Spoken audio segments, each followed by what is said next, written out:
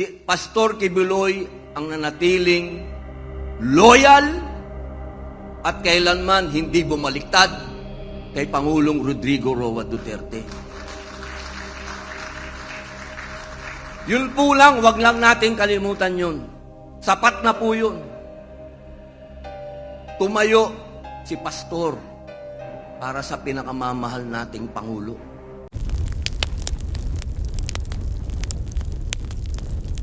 Si Pastor Kibuloy ang nanatiling loyal at kailanman hindi bumaliktad kay Pangulong Rodrigo Roa Duterte. Yun po lang, wag lang natin kalimutan yun. Sapat na po yun. Tumayo si Pastor para sa pinakamamahal nating Pangulo. Wala pong sigurong makakatumbas ng tapang na yun kung hindi si Pastor Kibuloy. Ngayon, dapat magpapakilala lang ako kay Mayor. Ang sarap pala dito sa entablado. Pasensya na po kayo, nasarapan ako, Mayor, pero kasi po, tunay po yung aking sinasabi nila lagi sa Senado. Alam nyo, yan si Robin, wala naman alam yan. Ay, totoo. Wala akong alam. Pero isa lang ang alam ko. Lahat ng ginagawa ni Mayor, Presidente Digong, yun ang sinusundan ko. Wala nang iba.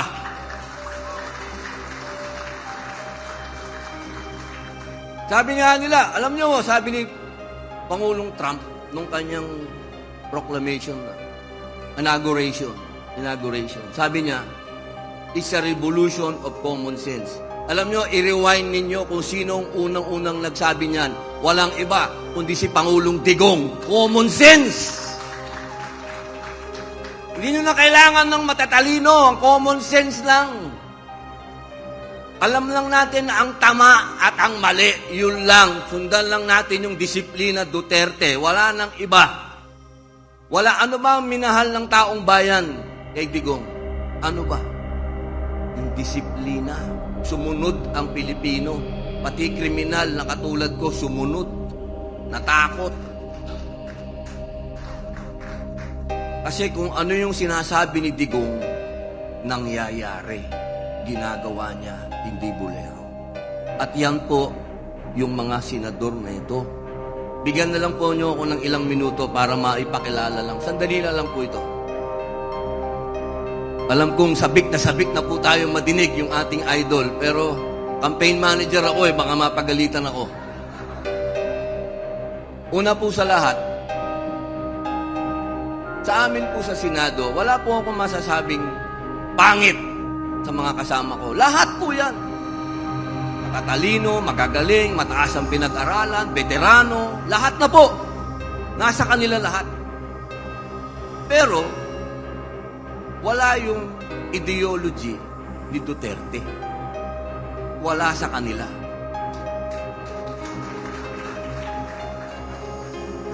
Sabi nga niyo mga Pilipino, kailangan na magpapabago. Kailangan na tayong magbago. Paano tayo magkakaroon ng pagbabago? Puro luma yung hinahalal nyo. Walang personalan yan. Totoo lang itong sinasabi ko. Yung isang bagay na paulit-ulit, kahit sa larangan ng pag-ibig, masakit yung paulit-ulit, tapos wala rin. Diba? Kailangan po, may magdala ng tunay na pagbabago. At ito po yan. Unahin ko na. Bago. Siyempre, unahin muna natin si General Bato.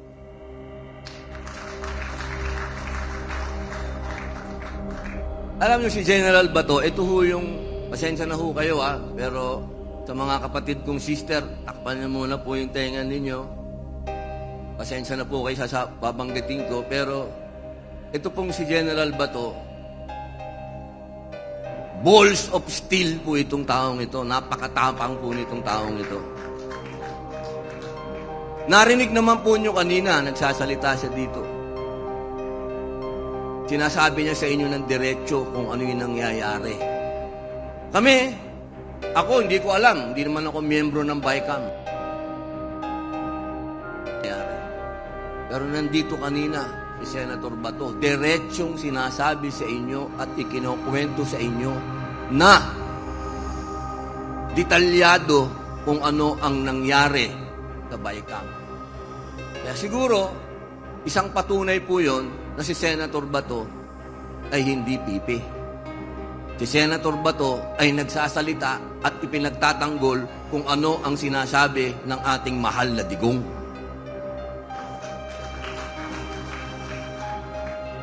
Ibig sabihin, ito po yung kasama mo sa hirap at ginhawa.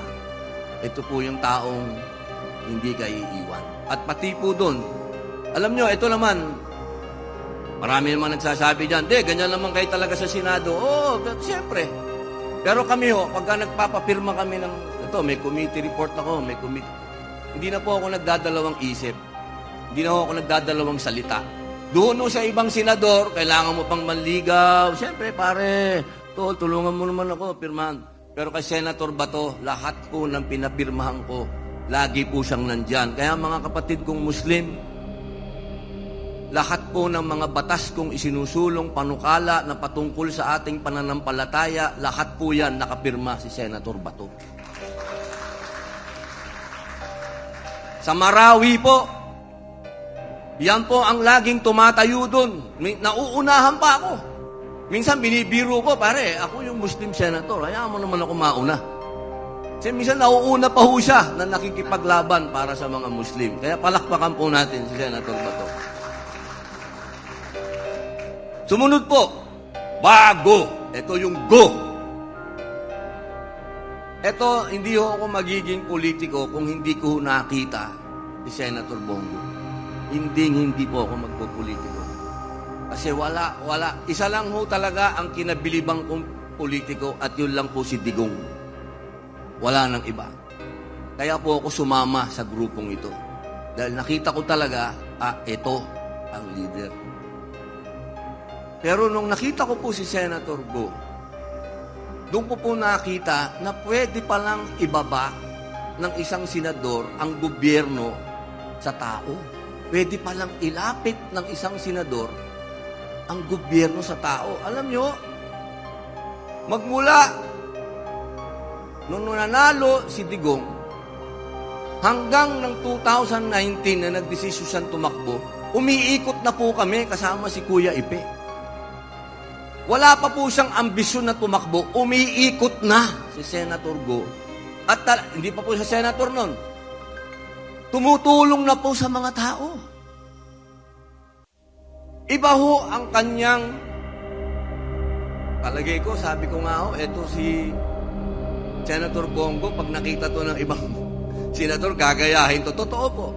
Kaya po ipinanganak yung napakadaming mga ano-anong pangalan ng mga pagkakawang gawa. Lahat po yan. Makikita nyo, ang lahat ng senador ngayon, pumupunta na sa sunog, pumupunta na kung saan-saan. Lahat po yan. Bongo.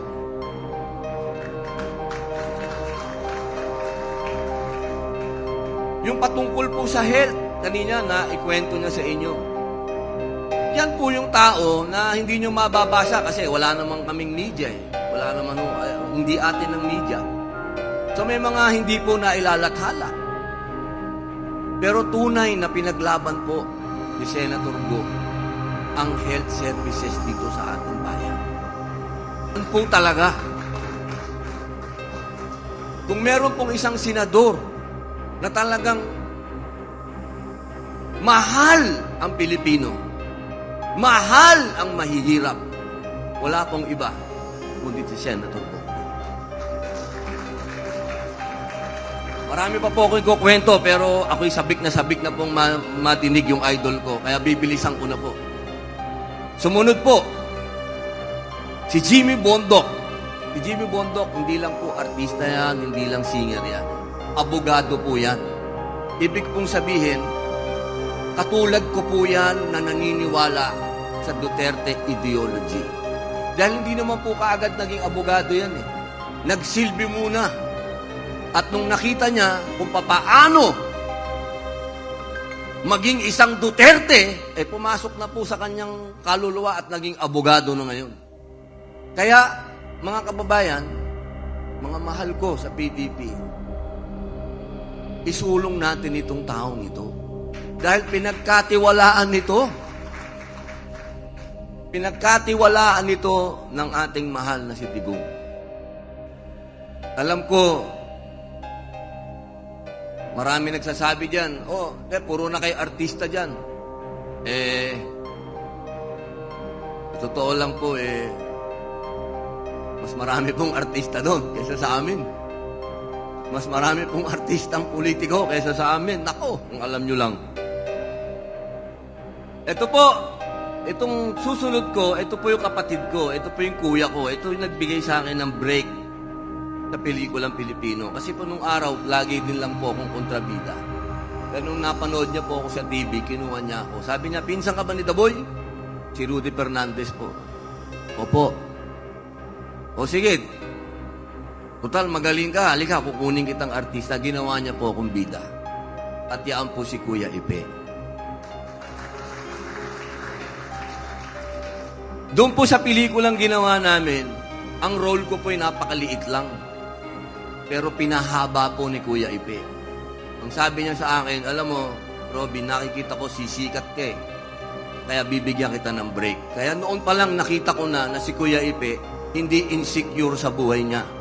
Si Kuya Ipe, ang gusto niya maging matagumpay ang lahat ng nangangarap. Kung sa loyalty po, wala na po sigurong sa lahat po sa amin. Kasama na po ako. Kasama na po ako. Kung ako po 100% ang loyalty ko kay Pangulong Digong, si Kuya Ipe 200%. Sabi niya, nung nag-uumpisa na po itong mga kaguluhan, pinuntahan ako sa opisina niya. Mag-usap tayo. Opo, Kuya Ipe. Kuya ko pa rin po yan. Kahit anong mangyari, pag gano'n ang usapan, kuya ko yan. Kuya, ano po yan? Wag na wag mong iiwan si Digong. Kahit anong mangyari, wag na wag mong iiwan si Digong. Yan po ang matatandaan ko sa aming dalawa ni Kuya Ipe. Yung araw na pinuntahan niya ako. Sabi niya, napakadami na nating pinagsilbihan. Pero hindi tayo kailanman nakakita ng ilaw. May ilaw na dito. Huwag na tayong pumunta sa dilim. Yan po si Kuya Ipe. Hindi ko nakakalimutan nyo. Akala mo, nakakalimutan ko. Busy lang ako no. Nagsusulat ako pero nakikinig ako. Susunod po. Ito po. Kailangan po natin talaga ng mga abogado. Wala na pong gagaling pa sa mga abogado na to. Ito po, lalong-lalo na po, siyempre, kay Attorney Raul Lambino. Matagal na po itong nagsilbi sa bayan. At tandaan po natin, lahat ng nagsilbi kay Pangulong Digong, wala na pong dapat introduction pa. Basta sinabi ni Digong, nagtrabaho sa kanya, pinagkatiwalaan niya, nandyan, ay iboto na po natin dahil siguradong pagbabago ang dala. Sabi ko na, lahat, ito. Nakita niyo naman po siguro sa Congress kung paano tumayo si Atty. Marcoleta. Nakita naman po nating lahat kung gaano rin ka-balls of steel itong mamang ito. Kung meron po tayong Senator Bato de la Rosa sa Senado, meron po tayong Dante Marcoleta sa Kongreso. Kaya mga mahal kong kababayan, kapag ito hindi pa nanalo, hindi ko na alam kung ano pa ang sasabihin ko sa mga kababayan kong Pilipino. Ako sigurado, ako, boboto nyo siya eh. Pero doon sa mga ibang kababayan natin, siguro po baka mga isang buwan akong magpapakalayo-layo pag natalo si Marcoleta. Diyos ko, pambihira naman. Ano pa ang gusto natin? Itong taong ito, tumatayo, laban sa mataas na kuryente, lahat ipinaglaban itong taong ito. Ewan ko na lang po. Dapat. Inshallah, brother. Inshallah. Ang huli po ay si Attorney J.B. Hinlo. Ito, ano ko to textmate. Lagi akong sinesermonan din ito sa ito. Kailangan ito, gawin natin. Kailangan ito, gawin natin. Alam niyo po, hinahangaan ko po yung mga taong, alam niyo yung, ang kanilang puso'y revolusyonaryo. Ito po si Attorney, revolusyonaryo ito. Kaya, suportahan po natin. Ang kanyang mga idea ay out of the box. Kaya suportahan po natin dahil naniniwala po ako na kailangan natin itong mga ganitong klaseng pag-iisip. Yung mga pag-iisip na hindi yung mga dati ng pag-iisip. Ito yung bagong pag-iisip. Attorney, mabuhay ka. Opo. Nandito na po tayo sa pinakamagandang parte. Si Pastor, unang-una si Pastor. Aba, meron po talagang ano pa. Unang-una po si Pastor na nabanggit ko. Ulitin ko. Huwag niyo pong kalimutan ang isang tao na tumindig, nakipaglaban, at ngayon nangungulungan ng dahil sa paniniwala natin. Yan po, huwag natin kalilimutan yan, Pastor Apollo Tibuloy. Ito na po yung pinakamagandang parte. Ito po, gusto ko kung tatanungin ako ng anak ko, ano ang gusto mong matandaan? Tatay po ang tawag sa akin ng anak. Ito yung araw na to na ako ay ginawang presidente ng PDP laban ng isang pinakamagaling na presidente ng Pilipinas. Kalimutan na natin lahat. Itong araw na to, oras na to na ipapakilala ko ang isang taong nagdala ng pagbabago sa Pilipinas sa loob ng 6 na taon. Isang pagbabago po na nagbigay ng inspirasyon sa bawat Pilipino. Bawat Pilipinong nangangarap mabuhay ng tahimik, mapayapa, maunlad.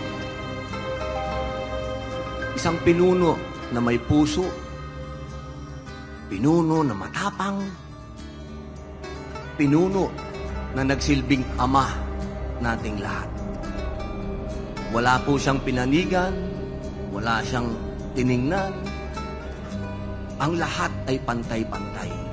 Sa kanya, lahat ng Pilipino ay anak niya. Isang pinuno na naniwala na kaya nating mga Pilipino. Bago nagkaroon ng Make America Great, nauna muna si Rodrigo Roa Duterte. Let us make Philippines great.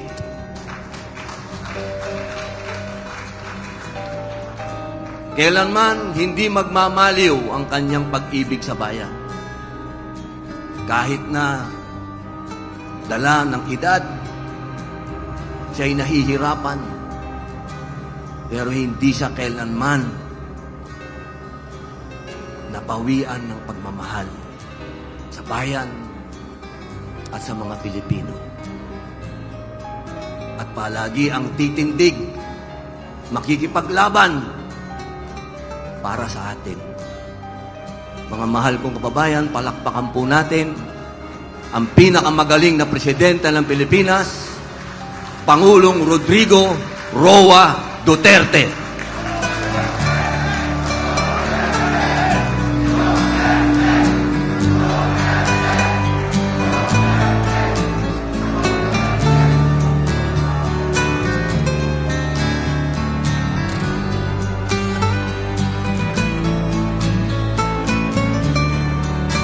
Odora ta. Duterte. Nga on tadi, tama kasi nabot og gutom.